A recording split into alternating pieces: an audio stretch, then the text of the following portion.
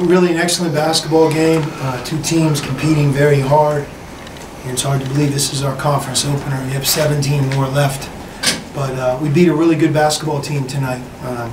I've given Arizona State a lot of praise with my comments when asked questions about them over the last couple of weeks for no reason other than I believe that. I think they're a really good team. And what we got from them tonight is what we expected.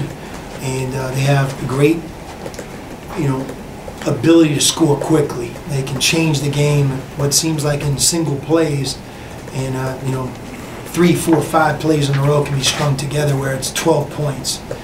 Dynamic in transition, and I haven't really seen a guard who's become as good at getting fouled as Trey Holder. He shot 16 free throws. Some teams haven't shot 16 free throws against us, and he's just so explosive. 31 points.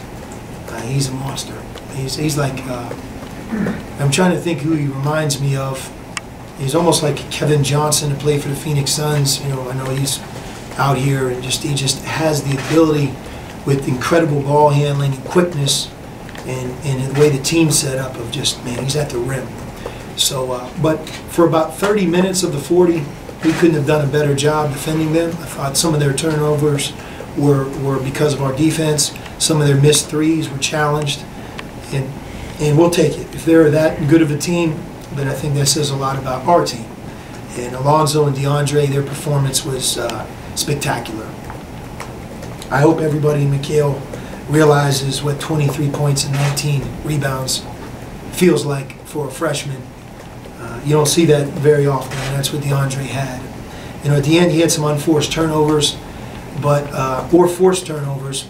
He wasn't used to getting a rebound and nobody running back, So, but he's young. He'll learn from it, and as will our team. And same thing with Alonzo. Sometimes he'll start slow, but as the game keeps going, he finds his rhythm, and he's great to have the ball in his hands at the end of games because he can really shoot free throws, drive, shoot from the three, and he's become a really good passer.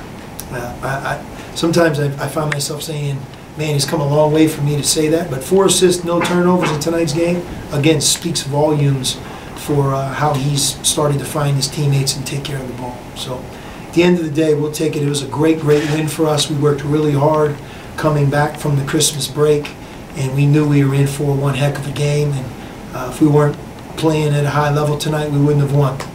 How important was it or significant was it to keep them under 80? How important or significant was it to keep them under 80? I don't really think that way. I guess we held them under their average. And the game was really funny. We really came unglued last 4 minutes, 5 minutes. I'd be interested to see the stats at that 35, 36 minute mark. One thing, for example, our turnovers. We probably would have had more about 11 or 12 turnovers at that point than 16. That's a big difference. And we had some opportunities that we didn't get, and we had some opportunities we gave them.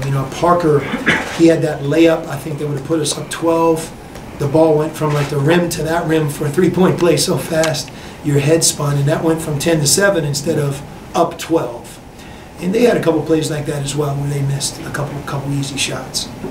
When Alonzo's starting slow, do you find ways to get him better looks, or is he the type of player where eventually he's just going to kind of figure it out? He's that type of player, but certainly we always look at that. Is there something we can do to help him?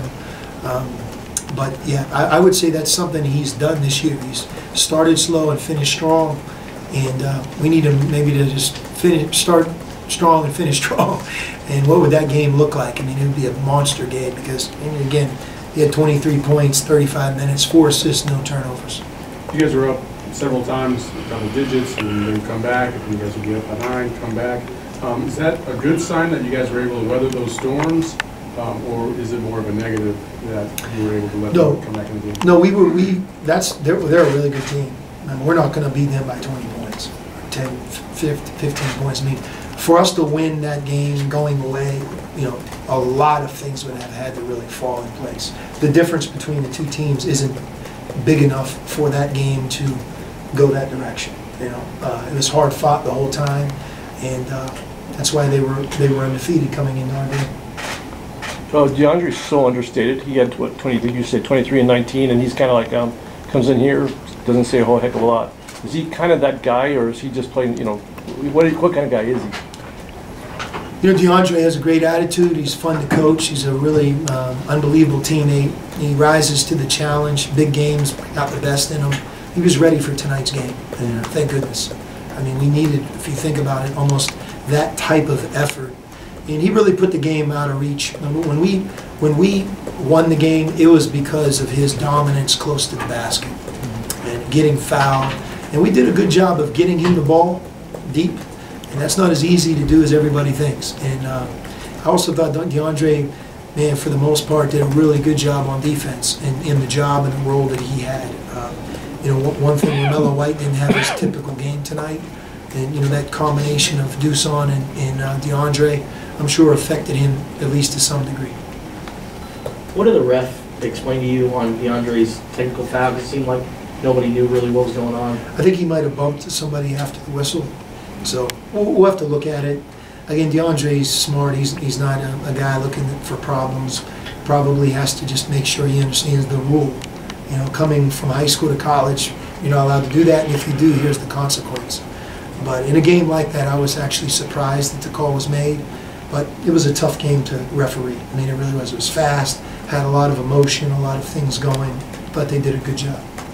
What does a game like that do for your team in a Pac-12 opener, especially you guys going to Colorado and Utah in the next week? You know, how does this game kind of get you guys ready for that mindset, for that kind of grind? Well, that's the hard part. You know, whether you win or lose this game, you have, you know, really tough trip on Thursday, Saturday. I know Utah, it's not easy to beat Oregon, especially there. Must have played great. I haven't watched them. That's our first game, and you know, it's about moving on. This game's over, and we have to play Arizona State there, which will be a monster game. I mean, so we have 17 games in front of us, and we have to take it not one game at a time, but really the process of going from this game. You know, you have to be able to handle New Year's Eve day, then you have to be able to handle New Year's Eve, then you have to handle New Year's Day, and you know, you add all that up. These are young guys. We have to be really smart, disciplined, and make sure we have some really good preparation. We had a very mature group leave us, go home for Christmas, come back, practice hard, and get ready for tonight's game. It's a big reason we won. We worked hard. You have an early practice scheduled Monday to counteract New Year's Eve, or how does that work? No. There's you know, there's some give and take and trust. I think we usually practice late in the morning, early in the afternoon. Alonzo mentioned that to him this was kind of just another game. Did you feel that throughout the week at practice, or was the intensity up? Or I don't think he says that in any disrespect towards the opponent or the rivalry. I think, you know, what you try to sell to the players, this is one game, we have 17 more left. You know, this isn't a bowl game where you win, great, you lose, you're done until next year. It's the beginning of a long journey in a conference season. So not get too high, not get too low is probably what he meant by that comment, and that's what we really tried to stress to those guys. Given everything that was said before this game, did you think the contest itself kind of lived up to that, what everybody thought it would be? It felt to me like a really good game. I mean, there's a lot of good players out there on both sides, not just our team, but both teams have very, very good players. And you know, in Arizona State's side, it's refreshing to see those seniors. They have really improved. And I remember when they were freshmen and sophomores and juniors, and they were good. But man, you could tell they've spent a ton of time in the gym, and they've made themselves into some really terrific players.